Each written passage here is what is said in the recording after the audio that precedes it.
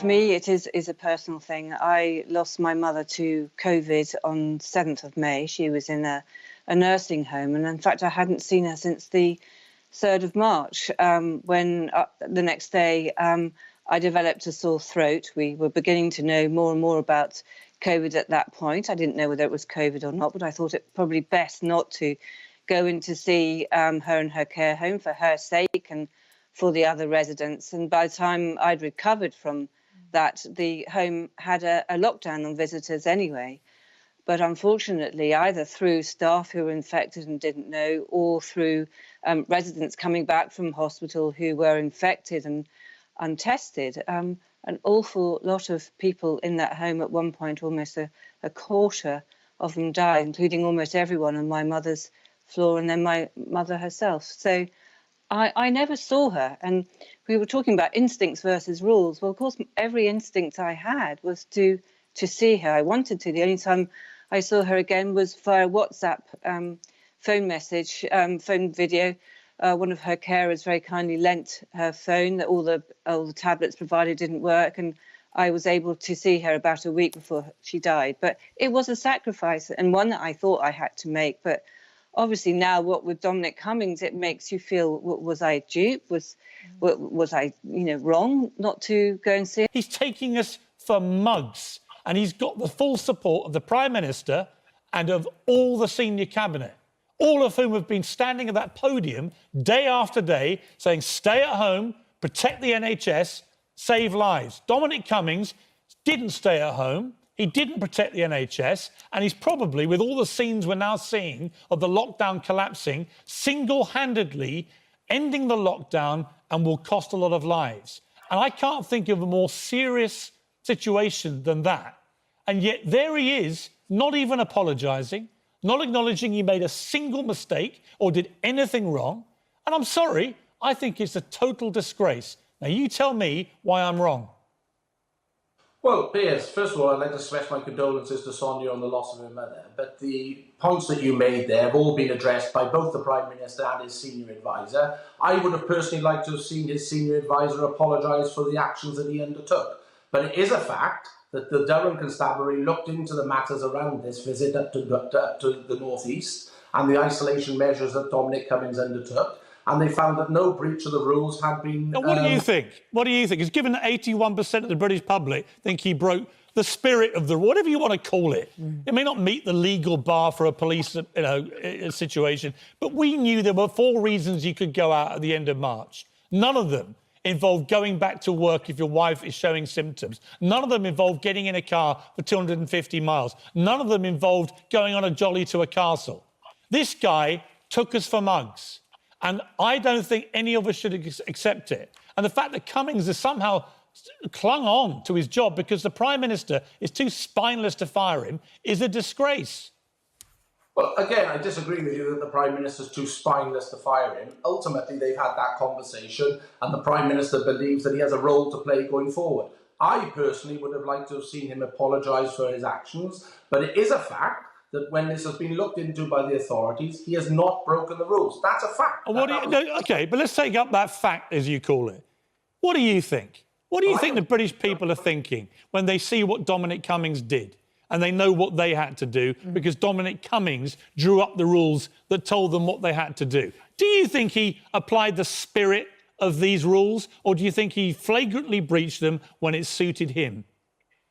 He took a view, and in my own view, I think he took the wrong decision to travel 250 miles. That's my own personal view. You think it's a rehash of the Brexit debate? Cummings is the personification of Brexit to many Remoaners. Even though, and a huge number of Brexiteers have also criticised Dominic Cummings' behaviour. I was about to say, I myself, for example, voted for this government despite having been a Remainer because I wanted Brexit to be delivered and democracy honoured. So I think this categorisation that it's only Remoaners trying to do in Cummings. Theresa May has said he broke the rules. Jeremy Hunt, the former Health Secretary, said he broke the rules. Sajid Javid, the former Home Secretary, said he broke the rules. Peter Bone, leading Brexiteer. Let's just go on those, never mind the other dozens of Tory MPs who said it. So it's not just a Brexit thing. It's just that common sense says, whatever way you look at this Cummings thing, he took us for a bunch of mugs and did one thing for himself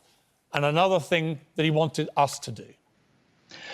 I don't think it is just Ramona's, but I think the intensity of it is explained by the Ramona element. I do think there's a strong component of this, which is the revenge of Ramona's, and that's why it has taken on these hysterical proportions. I really do think this has become hysterical. A lot of people, it seems to me, are suffering from Cummings derangement syndrome. They are completely obsessed with this man. And I think the media has stirred up a witch hunt against him. I've never seen... Don't you think that the problem is nothing to do with Brexit?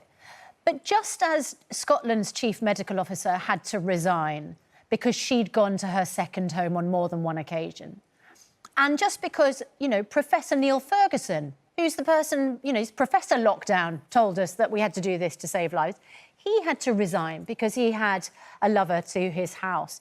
What people don't like is not how you voted or campaigned in the Brexit referendum, but whether you're a hypocrite for saying we all have to do one thing, but you, in your position of authority, are somehow exempt from the rules.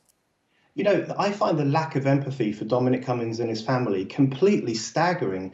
You know, as it happens, I don't think Neil Ferguson should have resigned for having relations with his lover. I think that possibly he should have resigned for his dodgy scientific models, but not for his private life. What Cummings did and his family, they fled a home that was often under intense pressure, as we've seen over the past few days, because they were gravely ill, because they couldn't find childcare. Actually, that's a load of nonsense, Brendan. They weren't that's going a load of... to... I'm sorry. That is just nonsense. A, there were none of these scenes outside Cummings' house at the time. B, he had no symptoms whatsoever. C, he said that the reason he was able to go back to work was he didn't think his wife had COVID symptoms. So all of this is complete baloney. What Cummings tried to do, because he had weeks to prepare his response, is invent a series of reasons which might be plausible. And I don't give a stuff if he's Conservative, if he's Labour, if he's Liberal. I don't give a damn about any of that. I give a damn, rather like I did with Rosie Duffield, the Labour whip who resigned her whip yesterday. I give a damn that these people are doing one thing and they expect the rest of us to do something else. That's all I care about.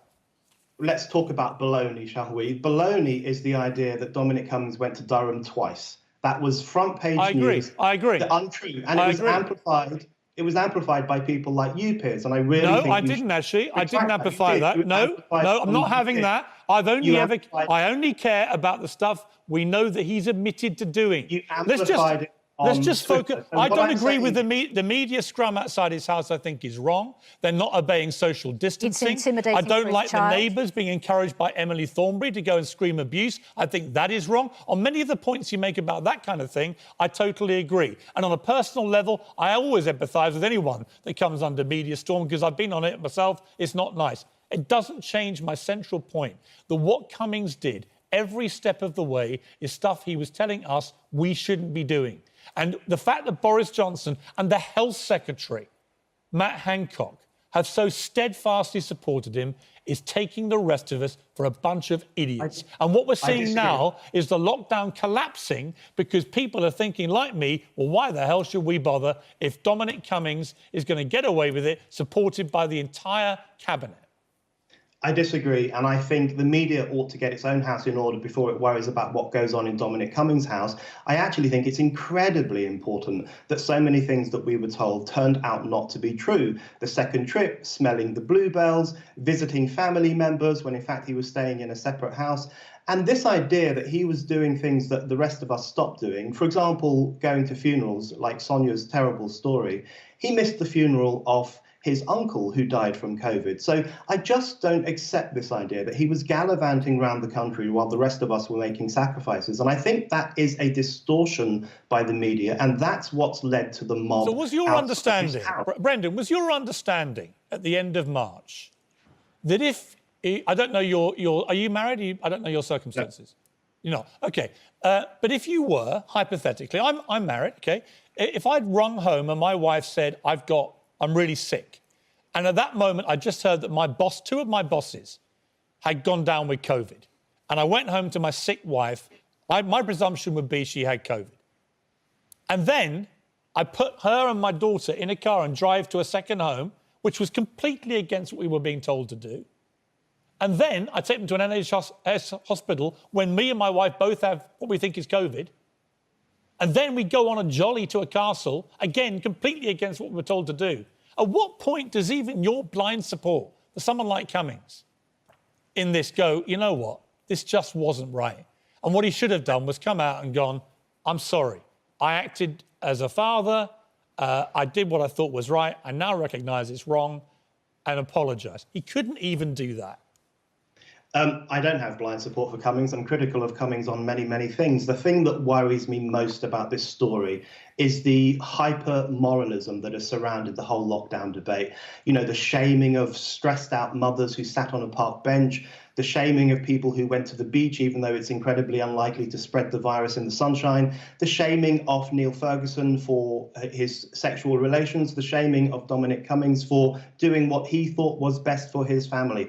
This moralism, I think, is really ugly, and it will haunt the moralism, Brendan, the moralism was driven by Dominic Cummings and Boris Johnson and Neil Ferguson. These were the people that came up with the moral rules that we all had to abide by. It was them that told us we had to stay at home to protect the NHS and save lives. And it's them that have been caught cheating on their own rules.